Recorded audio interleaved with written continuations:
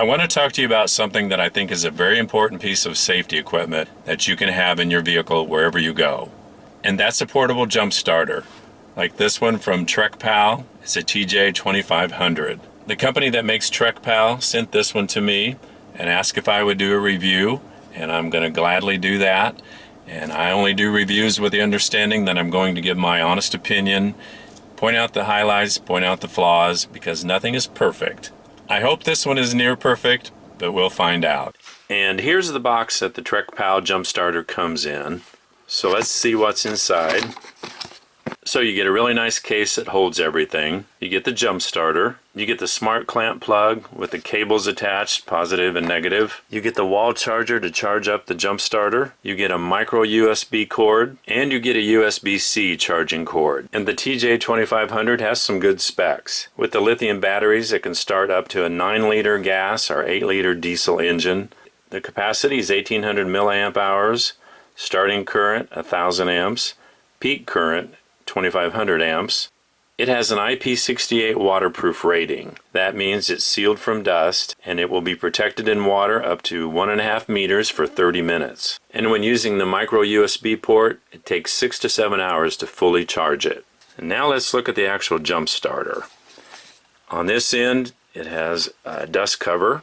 Under the dust cover, there are 2 quick charge USB 3 ports. You can charge 2 devices at once, like a couple of phones or whatever you have. This is where the smart clamp plug goes in. That's the USB-C charging port and a micro USB charging port.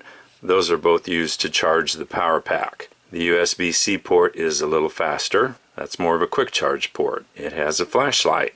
Push the power button, and if the jump starter is fully charged, all 4 of these LEDs light up. Otherwise, it's 25%, 50, 75, and 100% charged. If you push and hold the power button, then the flashlight comes on. Push it again and it blinks, and push it again and you get a strobe effect. Push it again and it's off. Now we get to try it out. At the time I was making this video, I didn't have any actual dead batteries to jump, which I guess is a good thing. But in order to test it and demonstrate to you how it works, I'm just going to disconnect the positive red cable from the battery on my car and hook the red clamp from the jump starter to that red cable. So I'm disconnecting that positive red cable from my battery. Got it loosened up, so I'm just going to pull that off.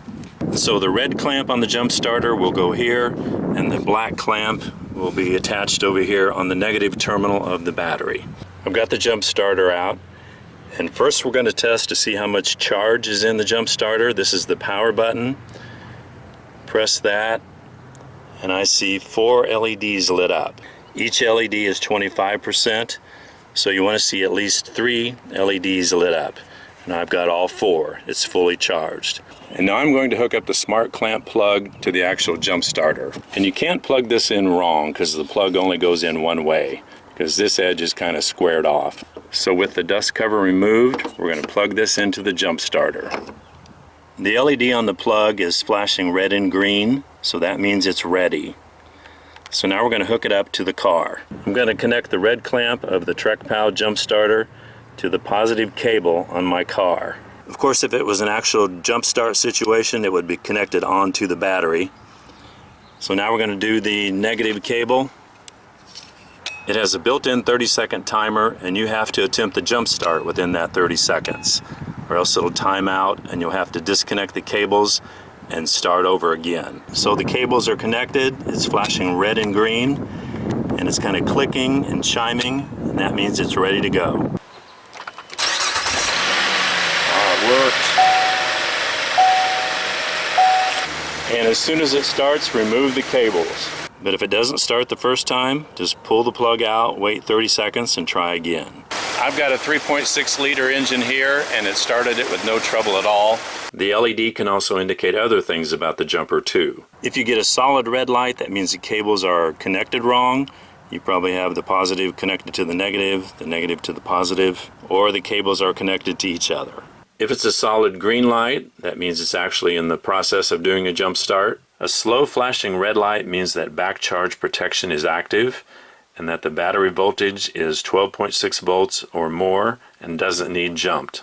A quick flashing red light means that the cable temperature is too high or the jump starter voltage is too low to work. And the TJ2500 has all kinds of protection to keep bad things from happening during the process. It has short circuit protection, high and low voltage protection, overcurrent protection, reverse charge protection, reverse polarity protection, overheat protection, and overloaded protection. So with all that built in, you shouldn't have to worry about anything going wrong during the jump start process. The TrekPal TJ2500 was very easy to use. I was really impressed with that. It takes very few steps to jump start a battery using this. I only have one minor complaint about this device, and that's that the LEDs that show the power level are kind of dim. They're kind of hard to read in direct sunlight. So if you're out under the hood using this, you may have to cover it with your hand to be able to read it, or get back in the car to see how much you have. But that's pretty minor.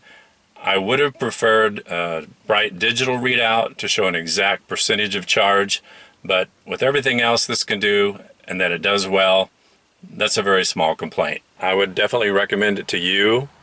I'm glad I've got it. I'm going to keep it in this vehicle all the time. If you're in the market for a portable jump starter, this is a great one to get.